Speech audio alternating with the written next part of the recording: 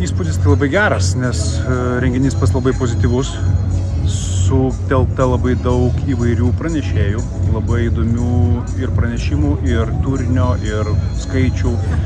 Iš esmės vertinga apsilankyti ir renginys pats vienyje ir tuos tiekėjus, sakyčiau, kontaktus, klientus, partnerius, kurie yra nuolatiniai, bet ir tokie, kurie, epizodiniai, galbūt, pasitelkiami tik tai proginiai, tačiau nesakyčiau, kad jie yra menkesni negu tie nuolatiniai, ne? Ir būtent save gal irgi priskirčiau kaip profesinio mokymo sistemos atstovą, kaip pameistrystės mokymo sistemos atstovą, priskirčiau irgi prie tokių nuolatinių partnerių, su kuriais reikėtų nuolat palaikyti įmonėms kontaktą, nuolat dirbti drauge, kadangi žmonių poreikis, žmonių kvalifikuotų, gerai parengtų poreikis išlieka visada.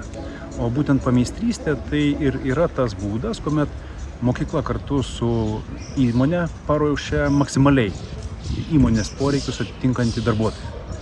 Ir ta kvalifikacija, jinai iš tikrųjų atsiperka, nes žmogus pradeda nuo pat pradžių dirbti, jis yra pažįstamas, supažindinamas, įsivažiuoja ir tęsia veiklą.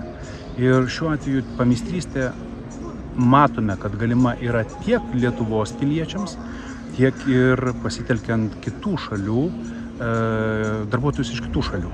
Aišku, jeigu jie nėra ekonominiais pagrindais atvykę, jeigu jie yra turintys leidimą gyventi Lietuvoje dėl įvairiausių priežasčių, kurios nėra susijęs su darbo paieška.